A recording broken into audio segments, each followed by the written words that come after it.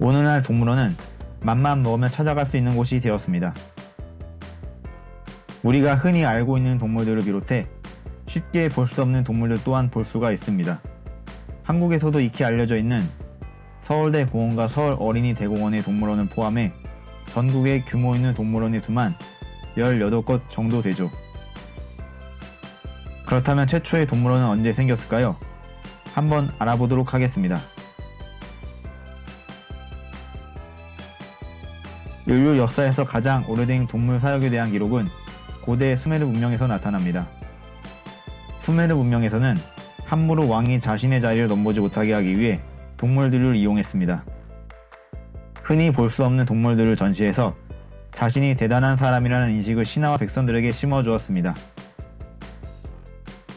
고대 이집트 문명에서는 외국에서 사신이 오거나 이집트 파라오의 권위를 지키기 위해 진귀한 동물들을 잡아서 기르는 동물원 같은 곳이 존재했습니다.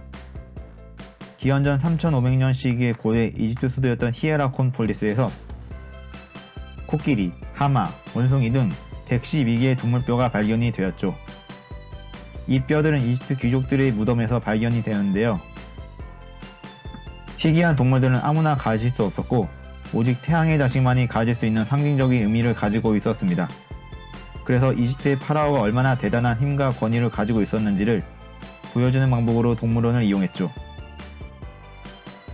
고대 중국 은나라에서는 주왕이 진귀한 짐승들을 가둬 기르는 곳을 만들었다는 기록이 있습니다. 중국 은나라 주왕은 비운의 황후인 달귀 환심을 사려고 왕궁의 대리석으로 사슴집을 지어주었습니다. 달귀의 미모에 빠져 주왕은 매일 수가 고기를 탐하고 정사를 멀리하다 죽임을 당하게 되는데 이때 주지육림이라는 고사성어도 탄생했습니다. 고대 마케도니아에서는 알렉산더 대왕이 원정을 떠나면서 현지의 동물들을 잡아다가 고국으로 보냈습니다. 동물들을 수집해서 보낸 이유는 스승인 아리스토텔레스에게 자신이 잡은 동물들을 연구해보라는 뜻이었다고 하네요. 아리스토텔레스는 알렉산더가 보낸 동물들을 사육시켜서 사람들에게 교육자료로 활용했습니다. 주로 동물의 행동이나 소리내는 방식을 연구했다고 하네요. 고대 로마에서는 희귀동물이 보이면 잡아다가 로마로 보냈지만 동물들을 다른 용도로 이용했는데요. 기원전 275년 로마에서는 기린과 코뿔소, 사자 등 희귀동물들은 구경하기도 했습니다. 로마의 귀족들은 고양이 같은 동물을 많이 키웠고 로마 황제는 더 희귀한 종을 기름으로써 자신의 권력을 과시했죠. 특히 코끼리와 같은 동물은 황제만 소유할 수 있었다고 하네요. 경기장에서 큰 동물의 이동을 위해 엘리베이터가 발명이 되었고 관련 유통산업과 건축이 발달했습니다. 로마인들은 동물들을 다른 방식으로 이용하기도 했는데요. 콜로세움에서 검투사와 겨뤄보게 하거나 포로들을 동물들과 싸우게 하였고 동물들끼리 싸우게 해서 각종 시합에 활용했습니다. 폼페이에서는 사자 600마리와 코끼리 18마리가 한꺼번에 싸우는 쇼를 진행할 정도였습니다. 이렇게 함으로써 시민들의 관심사를 쇼에 집중시키고 대중적인 인기와 정치적인 입지를 다질 수 있었습니다. 로마 전역에서 콜로세움 같은 원형 경기장에 1000여 개가 존재했다고 하고 동물쇼도 진행이 되었다고 하니 희생된 동물들의 수는 최소 수십만 이상에서 수백만까지는 될 것 같습니다. 다른 종 혹은 동족을 이용해서 서로 싸움을 시키다니 인간보다 잔인한 동물은 없는 것 같습니다.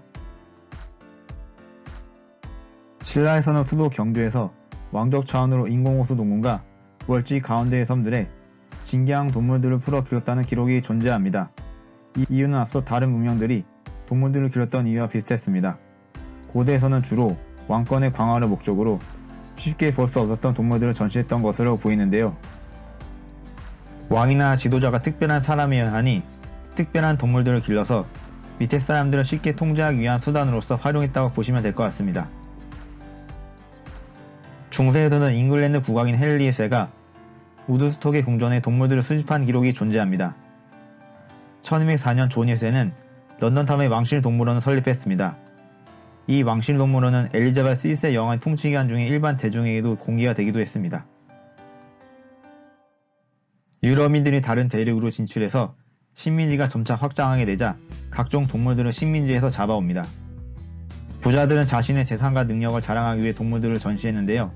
근대적 의미의 동물원은 이렇게 시작이 되었습니다. 중세 이후의 시대로 넘어와서 스페인의 군인이었던 에르난 코르테스가 아즈텍을 방문했을 때 아즈텍의 왕국에는 멕시코와 남아메리카에서만 볼 수 있었던 여러가지 종들과 새들이 있었습니다. 특히 특이한 것은 사람도 구경거리로서 존재했는데요. 보통 사람보다 낮은 난장이나 수염이 난 여자들 같이 평범하지 않았던 사람들을 전시했습니다. 특히 코르테스는 동물원의 규모에 매우 놀라게 됩니다.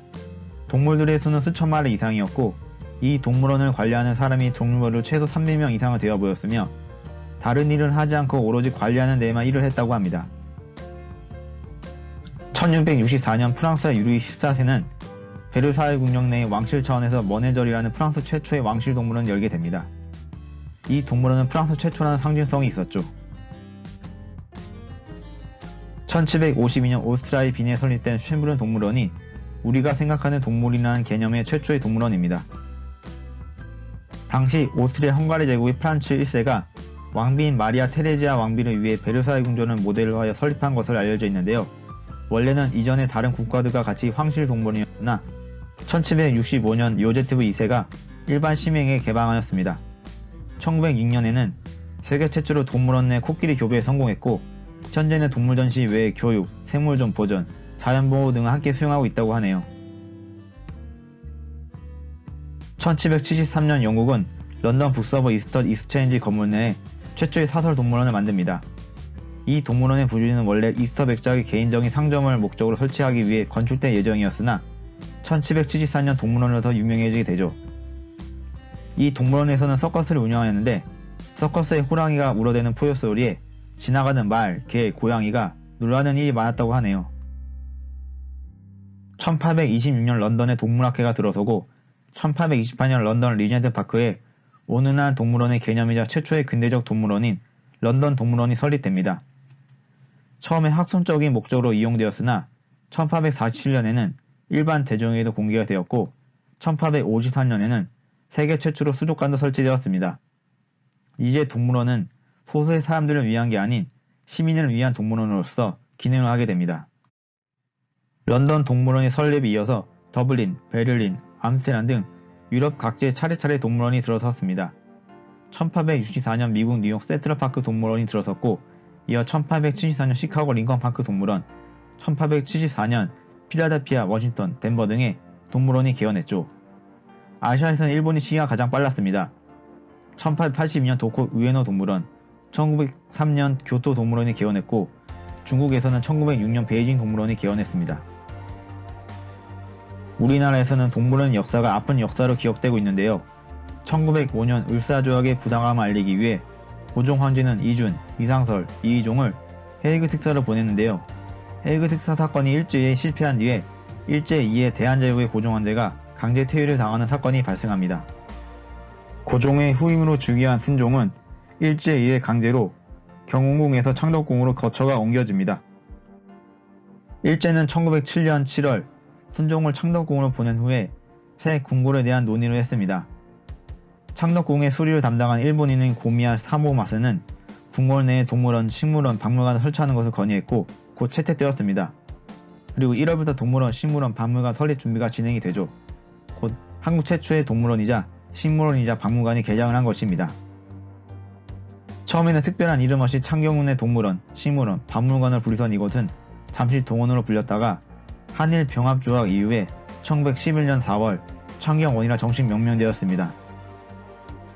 원래는 순종을 위한 면문으로 세웠던 창경군의 공간들이 강제로 1909년 일반인에게 전면 개방되었죠. 일반인이 들어올 수 있게 함으로써 대한제국 왕실의 권위를 낮추고 전에는 조선, 대한제국이었던 나라가 더 이상은 존재하지 않고 아시아에서 가장 문명화되고 근대화된 선진국이라 평가를 받았던 일본의 근대적 시설을 설치하여 자신들의 사상을 일반 대중들에게 주입하는 의도가 다분했습니다. 1984년 창경원은 창경궁으로 다시 공식 명칭이 회복하게 되었고 우리나라 최초의 식물원의 식물을 제외한 모든 동물들은 1977년 경기도 과천에 설립된 서울대 공원에 이전되었고 식물들은 식물원에 그대로 남았습니다.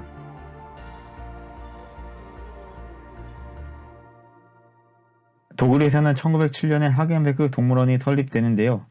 독일에서는 이 시기에 동물산업혁명이 일어났는데 주인공은 바로 독일의 하겐베크입니다.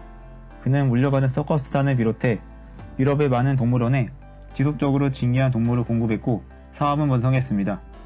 서커스단을 직접 만들어 야생동물을 조련하고 공인하는 오락산을 창출하기도 했죠. 그는 동물을 때리고 혹독하게 다루는 당시 훈련 방식이 잔인하고 맞지 않다고 생각해서 새로운 동물 훈련 방식을 도입했습니다. 그런 방식은 성공했고 곧 유럽의 다른 나라로 퍼지게 되었죠. 하겐베크는 사업을 통해 얻는 동물 지식을 활용해 1907년 토착 동물의 서식지를 거의 비슷하게 재현해 관람하는 새로운 전시기법을 도입한 동물원을 직접 만들기도 했습니다.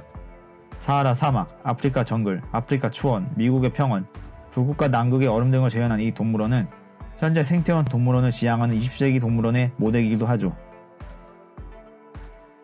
영국의 런던에서는 1931년 세계 최초의 사파리 공원인 휩스네이드 공원이 설립됩니다. 이어 미국에서도 설립이 되죠. 이 사파리 동물원에서 동물들은 이전에는 좁은 공간에서 갇혀 살아야 했지만 이제는 공간이 넓은 곳에서 뛸 수 있는 환경의 조성이 그나마 되었습니다. 방문객들도 걸어다니지 않고 차 안에서 천천히 이동하면서 동물들이 자유롭게 뛰어다니는 모습을 볼 수 있게 된 것이죠. 동물원은 동물만 전시한 것이 아니었습니다. 인류 역사에서 가슴 아픈 동물원의 역사가 또 하나 있었는데요. 사람을 전시하던 동물원도 존재했습니다. 일반적인 동물을 전시하는 것을 넘어서 기형아, 희귀병 환자, 노예, 인종이 다른 외국인들을 잡아와서 가두고 구경거리를 만들었습니다. 프릭쇼라고도 불렸죠.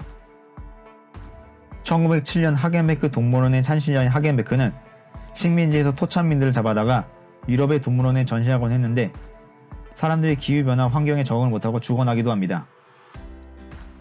19세기 호텐토트족 여성이 유럽의 동물원에 전시된 적도 있습니다.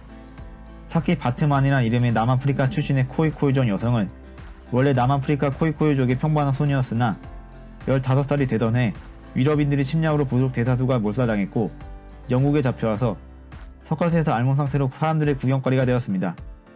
노예제가 불법이던 영국에서 사람들의 반대가 심해지자 노예제가 합법이었던 프랑스로 다시 팔려가서 구경거리 대상이 되었습니다. 이후 알코올 중독과 매춘을 하면서 불행한 인생을 보냈으며 26세의 젊은 나이로 성병으로 사망하게 됩니다. 충격적인 것은 그녀가 사망한 이유였는데요. 당시 유럽인들은 그녀와 같은 사람이 아니라 동물이라고 생각하였고 프랑스의 인류학자들은 인종 중에 가장 낮은 등급이라고 생각하여 해부하였지만 보통 사람의 뇌와 똑같은 사람으로 판명되었습니다. 그렇지만 그녀의 시신은 해부되어 뼈와 내장 등을 연구 대상으로 되고 그녀의 시신은 박제가 되어 1974년까지 박물관에 전시될 정도였죠. 결국에는 인권 문제로 번지게 되어 남아프리카의 넬슨 만델라를 비롯한 여러 지식인들이 끊임없이 요구한 덕에 2002년 5월에 그녀의 시신은 반환되어 고향으로 돌아가게 됩니다. 그 당시 유럽인들의 눈에는 다른 인종은 동물과 같은 취급을 받았기 때문에 흥미로운 연구 대상이었죠. 해부와 박제는 비일비재했습니다.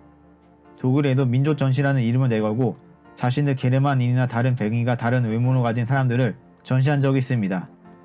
전시 목적으로 납치된 많은 사람들이 유럽에 오기 전 수없이 많이 죽었고 도착한 후에도 적응을 하지 못하고 사망했죠. 1940년경이 되어서 이런 전시회는 점차 사라졌는데 이런 전시를 금하는 명령을 내린 이는 믿기지 않으시겠지만 아드프 히틀러입니다.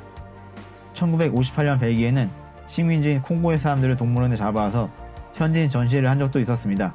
물론 해당 전시회는 엄청난 비난을 먹고 망신만 당했죠. 일본도 자신들의 박물관과 관람회에 한국인을 비롯한 식민지의 아시아인들을 전시한 적이 있습니다. 우리에게 알려진 조선인 전시는 1904년 오사카에서 열린 제5회 내국 언어 박람회였습니다. 학술 인류관의 조선인, 대만인, 류큐인, 아이누인과 같은 일본 식민지의 토착민들이 대상이었습니다. 결국엔 학술 전시하기보다는 다른 민족을 인간으로 인정하지 않고 동물과 같이 취급하면서 단순한 구경거리였다는 그 점이죠. 오늘날의 동물원은 단순한 구경거리가 아닌 동물 개체수의 보존과 생태계 보존을 위한 용도로 활용이 되고 있습니다. 동물 권리가 크게 신장이 되면서 이전과 같은 단순한 동물로서의 취급은 받지 않는다는 것이죠. 최근 코로나 때문에 동물원이 방치되는 경우가 있는데 더 이상 고통받는 동물이 없었으면 좋겠습니다. 또한 과거에 우리 인간은 같은 인간을 전시하는 극악 무도한 짓까지 저질렀지만 이런 일은 다시는 있어서는 안 될 것입니다. 지금까지 영상 재밌게 봐주셨으면 좋아요와 구독 버튼 눌러주면 감사하겠습니다. 다음에 더 다양하고 재미있는 내용으로 찾아뵙도록 할게요. 그럼 안녕.